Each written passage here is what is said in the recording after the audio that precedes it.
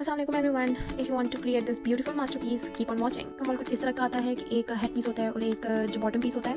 इससे हम इस तरह की जार्स बना सकते हैं। मोस्टली ये ज्वेलरी के लिए इस्तेमाल होते हैं, लेकिन हम इसको कैंडल मेकिंग के लिए भी इस्तेमाल कर सकते हैं। जैसे कि मैंने एक ब्यूटीफुल कैंडल बनाई हुई है, सी हाउ प्रिटी। अपनी कैंडल की थोड़ी सी तारीफें करी थी, सो प्लीज़ इग्नोर। इसके अलावा आप जो है और भी देसी कैंडल्स भी बना सकते हैं इसके अंदर, वो भी मैं बनाना सिखाऊंगी इंशाल्लाह कैंडल सीरीज़ में। तो यहाँ पे हम मेकिंग स्टार्ट करते हैं। मेकिंग से पहले जो हमारा सबसे मेन और कॉमन प्रॉब्लम इसमें आती है वो ये है कि इसका कैप का जो अपर पोर्शन होता है वो हमेशा टूट जाता है। इस प्रॉब्लम को डील करने के लिए हमारे पास एक ही ऑप्शन होता है कि हम मोल्ड को कट कर दें। ये बात मुझे बहुत टाइम बाद पता चली थी कि मैं क्यों नहीं काट लेती, क्योंकि मैं बहुत हो गई थी आफ्टर सो मेनी अटैम्प्ट्स और सब फेल हो जाती थी। तो फिर मैंने सोचा कि मैं काट देती हूँ। फिर मैंने इसके बाद एक दो वीडियोस होती थी जिसमें वो बता रहे थे कि आपको काटना पड़ता है। तो आई थॉट कि वाई नॉट हम इसको ग्लू के साथ चिपका देते हैं, लेकिन बहुत रफ लुक देता है और बिल्कुल भी प्रिटी नहीं लगता। इसलिए फिर हमने कटिंग का फैसला किया। बहुत अच्छा फैसला हुआ था। मैं आपको बताऊँगी डिमोल्डिंग वर्क कितनी आसानी से निकल जाता है। इस मोल्ड का सबसे जो मेन प्रॉब्लम होता है वो जो इसके नेक एरिया के अराउंड जो प्लास्टिक है और ये मोल्ड की प्लास्टिक ये बहुत टाइट होती है, जिसकी वजह से भी प्रॉब्लम आता है हमेशा। तो आपने क्या करना है कि एक साइड से कट लगाना है और उसके ऑपोजिट डायरेक्शन से भी कट लगाना है। सिर्फ 2 कट लगाने हैं, इतना नहीं लगाने कि पूरा मोल्ड खींचने से फट जाए। बस इतना से लगाना है कि आपका जो हेड है वो आराम से डिमोल्डिंग वर्क एक्सट्रैक्ट हो जाए। तो टिप नंबर 2 ये है कि आपने बहुत अच्छी क्वालिटी की सीमेंट को बहुत अच्छी क्वालिटी की प्लास्टर ऑफ पेरिस यूज़ करनी है। आप मैपल लीफ का सीमेंट यूज़ कर सकते हैं और इसके अलावा सीमेंट बेस्ट से बेस्ट क्वालिटी आपने फाइंड करनी है। एक क्वालिटी होती है जो मतलब आपको जल्दी रिजल्ट्स नहीं देती, जबकि ये जो मैं यहाँ यूज़ कर रही हूँ वो ऐसी क्वालिटी है कि वो आपको टाइम ही नहीं देती कि आप सही से मिक्स कर सकें और कलर्स भी ऐड कर सकें। तो आपने बहुत क्वालिटी का ख्याल रखना। क्वालिटी का अंदाज़ा इस तरह लगा सकते हैं कि प्लास्टर ऑफ पेरिस डालते ही और मिक्स करते ही वो हार्ड होना शुरू हो जाती है और आप 20 to 25 मिनट्स में डिमोल्ड कर सकते हैं। अगर आपकी डिमोल्डिंग लेट हो रही है तो मीन्स आपकी प्लास्टर ऑफ पेरिस सही नहीं है। सेफ्टी इज़ वेरी इंपॉर्टेंट वाल यूजिंग दिस। आपको मास्क ज़रूर लगाना है, वरना ऐसे फ्यूम्स होते हैं कि काफ़ी डेंजरस होते हैं। सो आपने अपना बहुत ख्याल रखना है। इसके अलावा हमने 1 स्पून अप्रॉक्स सीमेंट लिया है एंड 1 स्पून भर के प्लास्टर ऑफ पेरिस लिया है। उसमें इतना पानी डाला है कि सही स्मूथ सा मिक्सचर हमारे पास रेडी हो जाए और हमने उसको तब तक मिक्स करना है जब तक लम्स ना रहें। आप एंड में देखेंगे कि जो हमारा मटेरियल कितना जल्दी सख्त हो जाता है। तो इसका ये मतलब है कि प्लास्टर ऑफ पेरिस बहुत अच्छी क्वालिटी की है। मिक्सिंग करेंगे फुल स्पीड के साथ ताकि आपको बता सकें कि मैंने काफ़ी टाइम इसको मिक्स किया था ताकि लम्स नहीं रहें।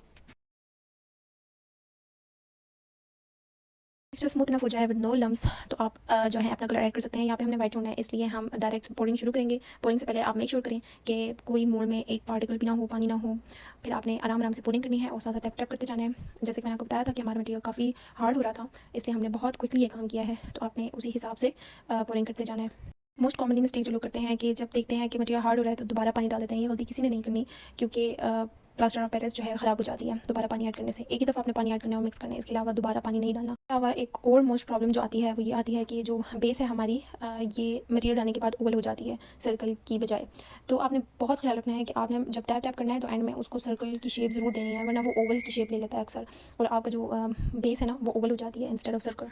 20 to 25 मिनट्स बाद बिल्कुल प्रॉपर रेडी थे, लेकिन मैंने इसको अप्रॉक्स 1 to 2 आवर्स के लिए खुद ही छोड़ा था। 2 आवर्स हमने जब प्रोडक्ट निकाला तो वो बिल्कुल परफेक्टली फाइन था और बिल्कुल हार्ड इनफ था। और देखेंगे कि किस तरह मैं कैप निकालती हूँ। तो हमने बहुत फोकस रह के पहले नीचे वाला पार्ट डिटैच करना है और फिर जो 2 पोर्शंस आपने काटे हुए होंगे उसको आराम से खींचते हुए ऊपर से जो हेड है उसको पुश करना है। तो इस तरह आपका जो हेड पीस है वो बिल्कुल आराम से निकल जाएगा। मोल्डिंग आप 1 to 2 आवर्स बाद कर सकते हैं, लेकिन सेंडिंग के लिए ज़रूरी है कि आपके प्रोडक्ट को अप्रॉक्स 24 आवर्स के लिए फ्रेश एयर लगी हुई हो। उससे क्या होगा कि आपका जितना मॉइस्चर होगा वो एक्सट्रैक्ट हो चुका होगा और आपका प्रोडक्ट प्रिंटिंग के लिए परफेक्टली फाइन होगा। इसको बिल्कुल परफेक्टली सैंड करना है ताकि वो इवन हो जाए। इसके अलावा अगर आपको कोई पोर नजर आए तो आप उसी तरह फिलिंग कर सकते हैं। आप पुरानी वीडियोस में रेफर कर सकते हैं कि मैं फिलिंग किस तरह करती हूँ।